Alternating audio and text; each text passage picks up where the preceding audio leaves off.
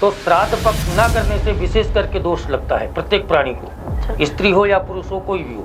और स्त्री पुरुष दोनों में से किसी का आप नवमी पे नहीं कर पा रहे हैं तो अमावस्या तिथि पे सबके श्राद्ध एक साथ भी किए जा सकते हैं। अपनी श्रद्धा के अनुसार आपके पास जो कुछ है अपने माता पिता का दिया हुआ, उसमें से आप श्रद्धा से युक्त होकर के किसी भी दान पुण्य को, ब्राह्मणों को, गरीबों को, असहायों को, गाय की सेवा में आप उसको समर्पित कर सकते हैं। नमस्कार, मैं गुंजन शर्मा और आप देख रहे हैं लोकहित क्रांति। और आज हम जानेंगे आचार्य आशुतोष शुक्ला जी से कि पितृपक्ष में किन बातों का विशेष ध्यान रखना चाहिए। सर बताइएगा आप कि पहले बात तो ये है कि पितृपक्ष शुरू कब से हो रहा है और उनकी तिथि क्या है।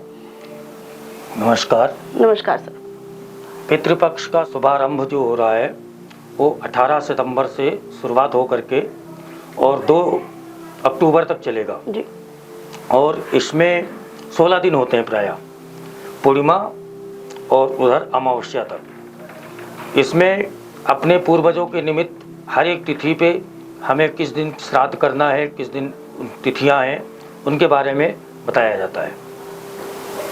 तो सर मैं ये जानना चाहूंगी, जैसे श्राद्ध पक्ष की कौन सी तिथि शुभ मानी जा रही है कि जिसमें पितरों को, मतलब कौन सा ऐसा समय है जिसमें हम पितरों को भोग लगा सकते हैं या उनकी अर्चना कर सकते हैं।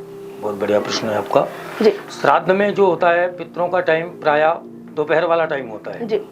11 से लेके दोपहर को 4 बजे तक। इस वाले टाइम में हम जो श्राद्ध करते हैं तो उनको वो पूर्ण रूप से प्राप्त होता है हमारे पूर्वजों को।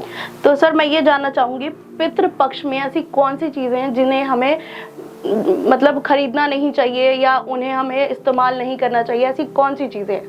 किसी भी कोई चीज है वो हम नई नहीं लेते हैं इन 16 दिनों में जी। कारण उसका ये रहता कि हमारे गुरुजी लोग बताते थे, बच्चा जो हम दूसरे कामों में हम लग जाएंगे तो पितृपक्ष के ऊपर हम अपने बहाने ढूंढने लग जाएंगे कि आज तो हम इस काम में रह गए थे तो ये वाली चीज हम नहीं कर पाए। तो 16 दिनों तक कोई भी शुभ कर्म जैसे मुंडन संस्कार, विवाह, यज्ञोपवीत, नई चीजें खरीदना, बेचना, उनको ये प्रायः बंद किया जाता है। तो सर इसका मुख्य कारण क्या है कि क्यों बंद किया जाता है? इसका मेन कारण यही है, जैसा कि मैंने आपको बताया कि हम इसके प्रति उदासीन हो गए जी श्राद्धों में। अब हम भगवान जी की पूजा करते हैं जी। तो उसका आप, हम भाई साहब या हमारे महाराज जी सब करते थे। भगवान की पूजा होती इक्षिक। इक्षिक का मतलब यहाँ पर होता है कि हम भगवान की पूजा पाठ कर रहे हैं तो उसका हमें पुण्य लाभ प्राप्त होगा, नहीं करते हैं तो विशेष कोई नुकसान नहीं है।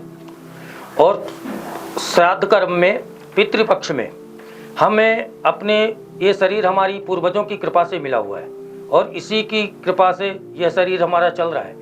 अपने बच्चों में दोष, इसमें दोष, तो श्राद्ध पक्ष न करने से विशेष करके दोष लगता है प्रत्येक प्राणी को, स्त्री हो या पुरुष हो, कोई भी हो। तो सर मैं ये जानना चाहूंगी, पितरों को खुश करने के लिए ऐसा कौन सा कार्य करना चाहिए या किस ऐसी विशेष बात का ध्यान रखना चाहिए ताकि हमारे पितृ खुश रह सके? क्या बात है, आपका बहुत बढ़िया प्रश्न है।